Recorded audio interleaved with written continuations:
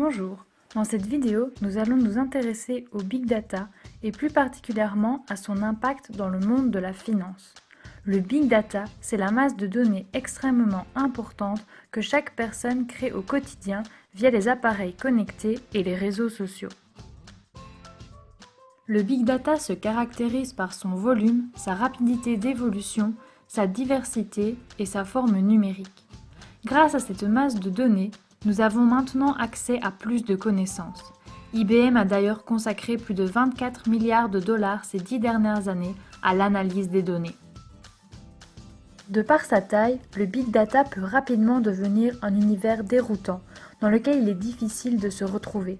Pour en tirer profit, les chercheurs et les entreprises ont dû créer de nouveaux outils et développer de nouvelles compétences. C'est de cette manière que sont apparus les spécialistes des données qui possèdent des compétences très variées. Mathématiques, statistiques, programmation, communication, visualisation. En croisant des informations issues de plusieurs sources, ils parviennent notamment à développer des applications. Par exemple, Tranquillien est une application qui utilise les données de la SNCF afin de prévoir le taux de remplissage des trains et aide ainsi les voyageurs à trouver une place assise. Son concepteur travaille actuellement sur une nouvelle application, sorte d'assistant personnel qui utiliserait toutes les données présentes sur nos smartphones. Pour, par exemple, réserver un taxi lorsqu'une réunion est prévue dans notre agenda. Le Big Data est utilisé par tous les secteurs. En France, AXA offre à ses clients un bracelet connecté et les récompense s'ils font preuve d'un mode de vie sain. Cette remise n'est pas sans intérêt pour l'assureur qui obtient un meilleur profit avec des assurés en bonne santé. L'analyse des données permet donc de personnaliser les offres faites aux clients. Le secteur financier est lui aussi touché par la hausse du nombre de données. Les banques détiennent en effet de très nombreuses informations sur leurs clients. Salaire, données bancaires, composition familiale, tendance à la dépense ou à l'épargne, commerce favori. Les banques commencent à utiliser le Big Data et réalisent des tests. En 2016, la Banque d'Angleterre a suivi l'utilisation de plusieurs termes sur Twitter afin d'évaluer le risque d'une panique bancaire. Un pic d'utilisation de ces termes a eu un impact sur les bourses. Après examen, il s'est avéré qu'ils avaient été utilisés pour parler d'une compétition sportive. L'intérêt du Big Data dans le monde financier est pourtant réel. Un client qui consulte des sites d'annonces immobilières et s'intéresse à l'évolution des prix de l'immobilier est probablement à la recherche d'un logement à acquérir.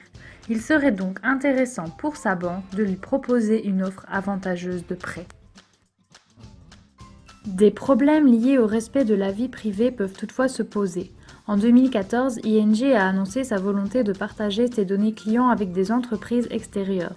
En constatant que 20% des clients ING sortent d'un supermarché X puis vont dans une boulangerie, la chaîne de magasins pourrait décider de proposer un service de boulangerie.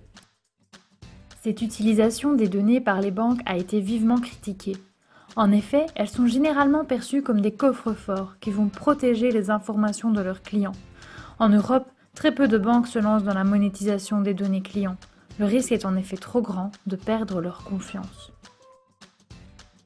Cependant, les banques s'intéressent de plus en plus au monde des données qui ouvre de nouvelles possibilités.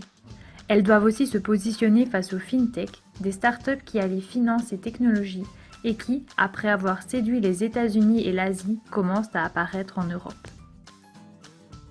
Indo, basé à Singapour, analyse les flux Facebook et Twitter des personnes afin de déterminer si elles peuvent ou non obtenir un prêt. En Allemagne, Creditech fonctionne de la même manière. L'américaine Zest Finance est spécialisée dans l'analyse des risques. Enfin, l'allemande N26 est une des premières fintech à obtenir une licence bancaire.